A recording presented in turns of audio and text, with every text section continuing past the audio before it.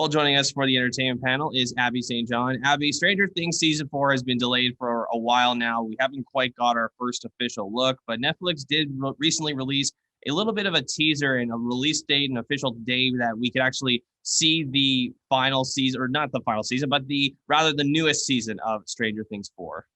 Yes, this is very exciting news. We've been waiting for a while to see what year we're actually going to get it, and we will be getting it next year in 2022. So that's just exciting. We don't have an official date or day that it will be dropped, but it is set for 2022, which is very exciting. They did release a little bit of a 30-second teaser trailer, kind of highlighting what possibly we could expect.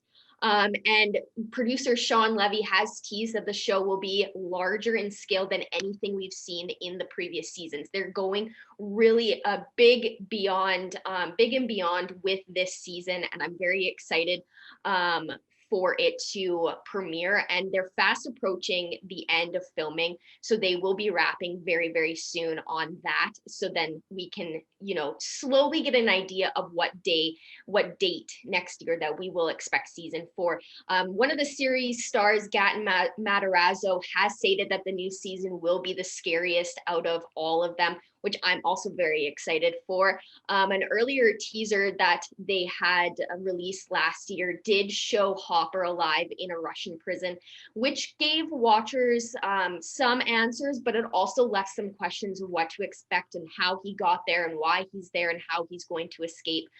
Because the rest of the actors or the stars, they think his character is dead. So it's going to be interesting to see how that works out. And this new trailer had shown Levin seemingly being taken by the same people from the facility she spent the first half of her life in. So it's going to be interesting to see what we can expect with the different lives now that Eleven has moved to California with Joyce and her kids. So I'm very excited to see what they do with this season. I hope that it's scarier. I know that they're going really big with this season, so I'm very excited. And we'll, of course, there's, like you said, lots of unanswered questions, and lots of Stranger Things fans have just been dying to see what season 4 has to offer. And like you said, 2022, we'll finally get to know the answers. One of the answers we finally have the answer to, Abby, is the new host of Jeopardy. We saw this string of wonderful celebrity hosts over the past couple of months, replacing the late Alex Trebek, from Neil deGrasse Tyson to Aaron Rodgers to Mayim Bialik, but we finally have the successor to the host of Jeopardy. Yes, executive producer Mike Richards of the show is in advanced talks and negotiations to become the new permanent host of Jeopardy. Like you said, after Alex Trebek's death in last November, there had been a series of hosts, but they're very much solidifying their permanent host in the executive producer Richards.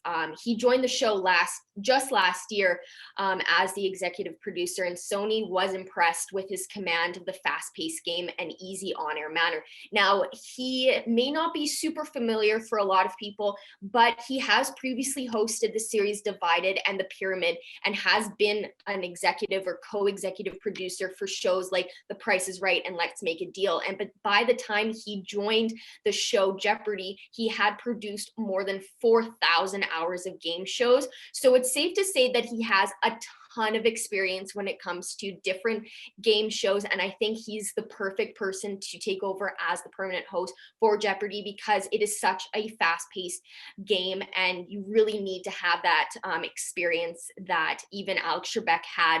So I think he's the perfect person to take over for Alex Trebek.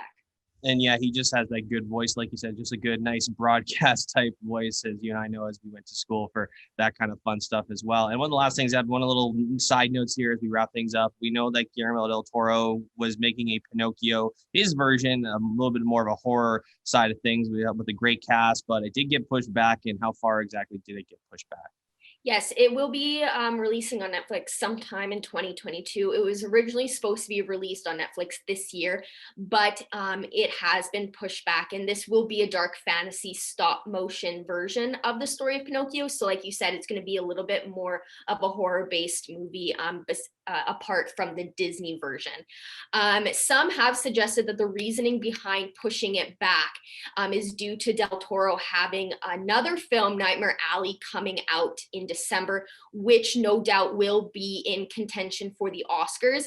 And with Pinocchio also being released, it's another likely Academy Award contender. So it would make sense for them not to be to keep them out of the same year of the years running. So that's kind of the reasoning that's been thrown around. He just didn't want both of his films to be released in the same year. So I'm assuming that we'll expect to see Pinocchio sometime early next year. Hopefully that is the case, because I'm very excited to see what kind of film this is. Even though stop motion kind of freaks me out a little bit, I am very excited to see what he does with this story.